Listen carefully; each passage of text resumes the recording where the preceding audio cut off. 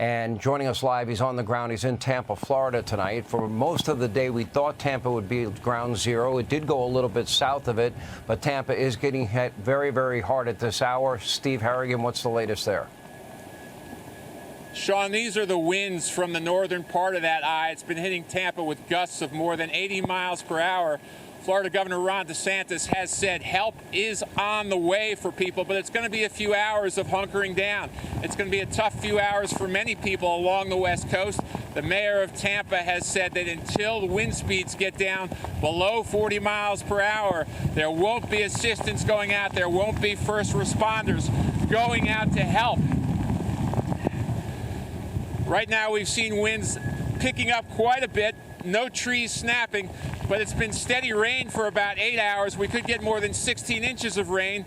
And the real concern is what's this going to look like in the morning. There's a predicted storm surge along the coast of places anywhere from 6 to 16 feet. That's about 1 story of most houses. So the real trouble, the real problems, despite this drama, this wind, could still be ahead for many people in Florida. And there are thousands of people poised and ready to go. 9,000 National Guard soldiers, thousands of troops from around the country, high water vehicles, helicopters, all ready to go once this wind dies down a little bit. Sean, back to you.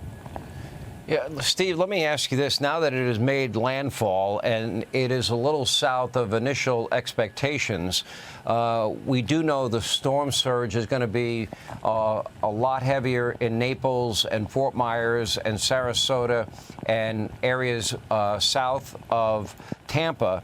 What you're saying is with all the rain that is now pounding the Tampa area, and with high tide around 1 a.m. and then coming in again tomorrow, are you saying that you expect a storm surge that could even hit Tampa as well and maybe be as bad as Helene? Because they got hammered with a storm surge post-Helene.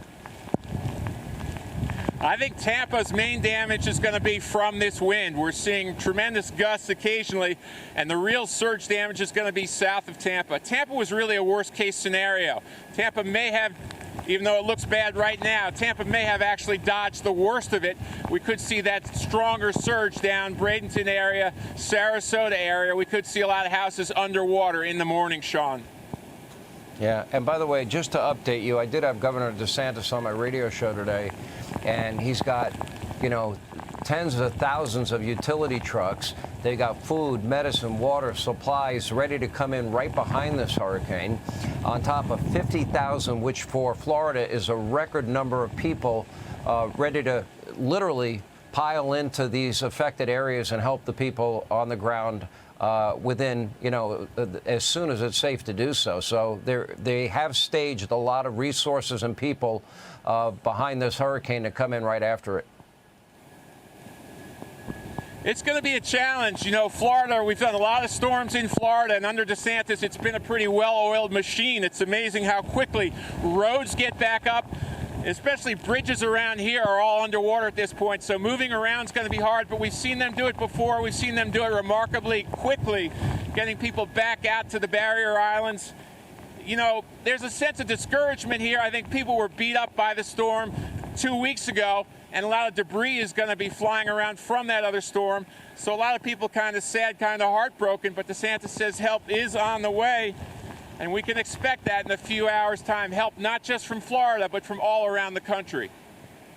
Yeah, and winds there are 100 miles an hour in Tampa Bay, so please, Steve Harrigan, be safe. We appreciate you being with us. We'll check back in throughout the night.